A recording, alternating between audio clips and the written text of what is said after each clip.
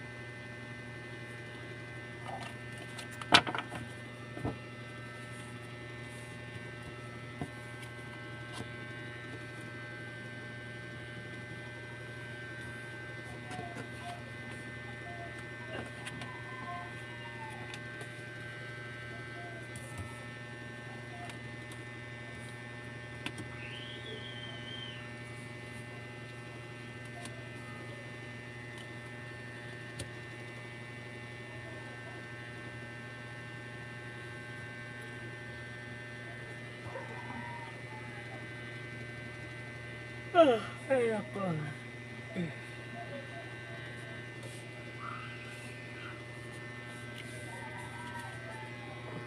Taurus, may taong chismosa, marites,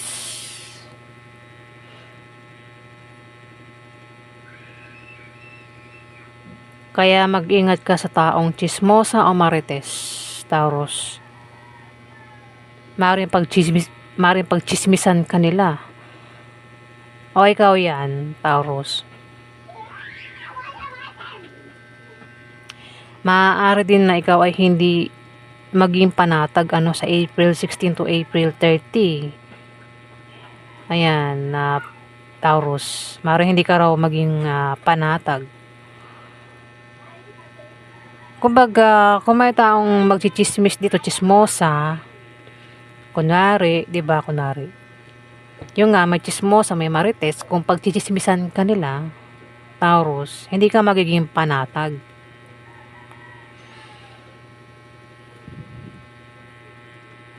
Ayan. Chismis na maring kasi 2 of cups nakabaliktad.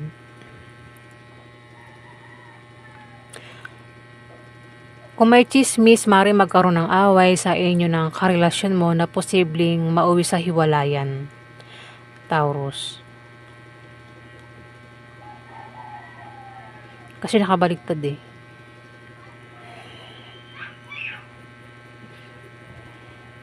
Kung baga, kung may malalamang balita, pwedeng pangit yung balita, pwedeng magkaroon ng away na pwedeng mauwi sa hiwalayan nga. Chismis, may aalis. May chismis, may aalis, may pwedeng sa pag-alis, may marites, sa pupuntahan may marites. Ayan, Taurus. O kung balak umalis, huwag ipagsabi na aalis kasi may marites, Taurus.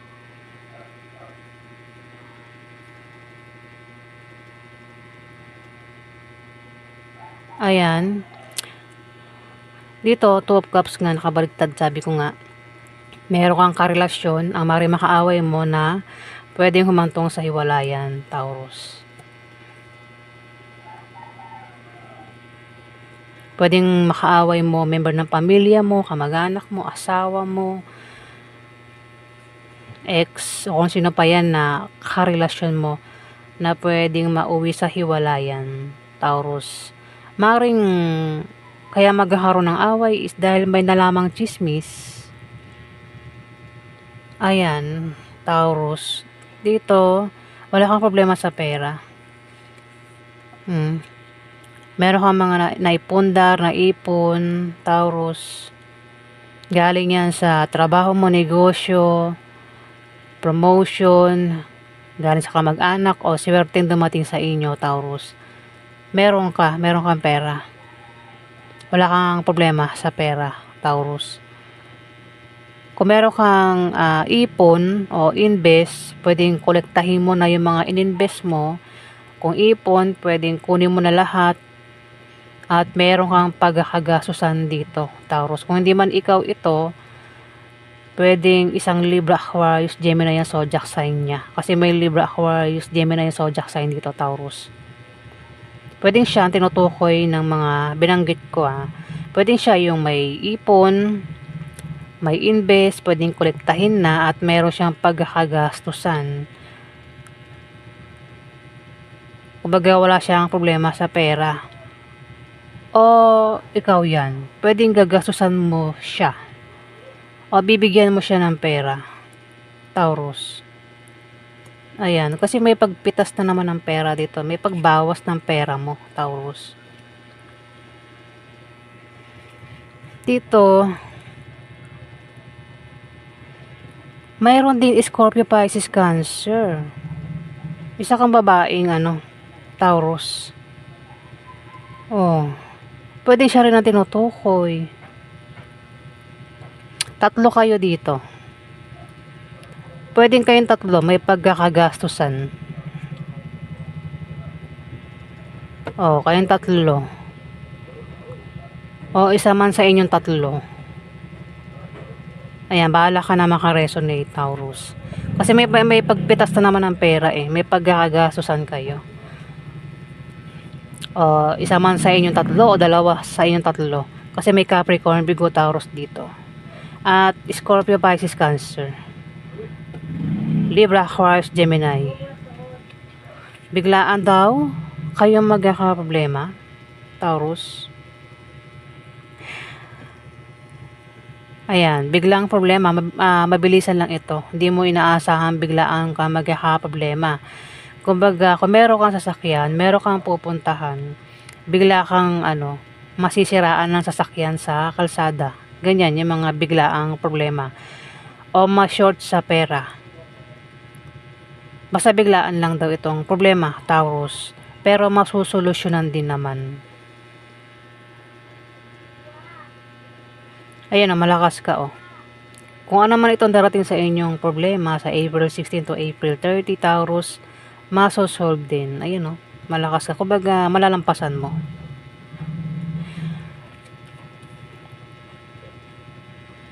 Dito, sabi ko nga, may aalis. May magta-travel o may pupuntahan.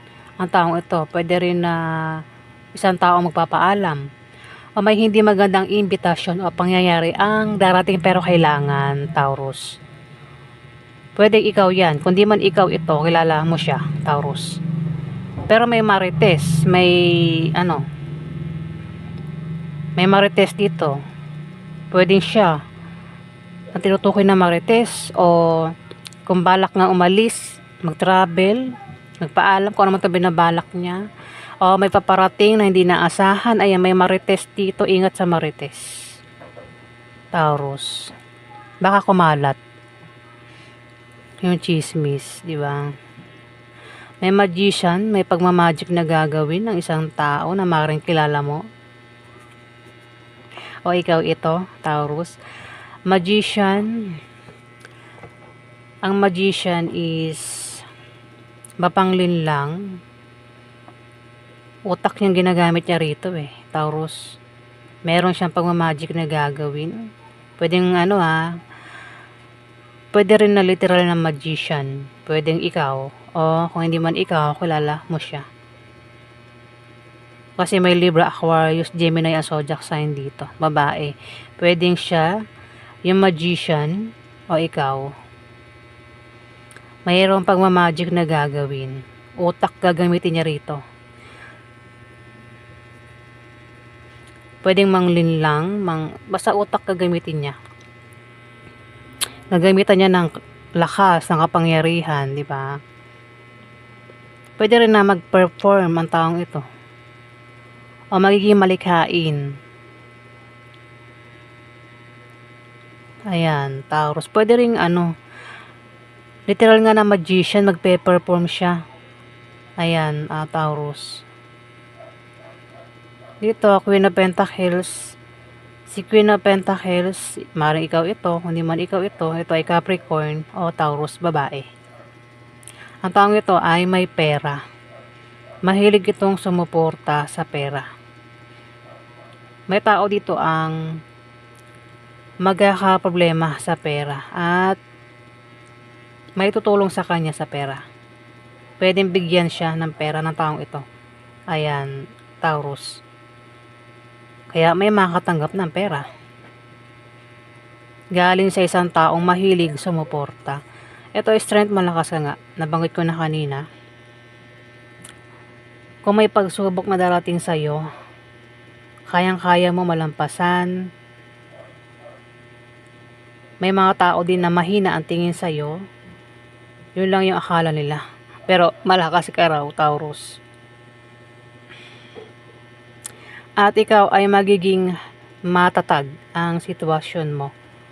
At magtatagumpay ka rin daw sa suliraning darating sa inyo, Taurus. Kung meron ka raw posisyon, wag mong gamitin sa masama o wag mong abusuhin yung posisyon mo, Taurus, kung meron kang posisyon. Ayan po yung ganap sa inyo sa April 16 to April 30.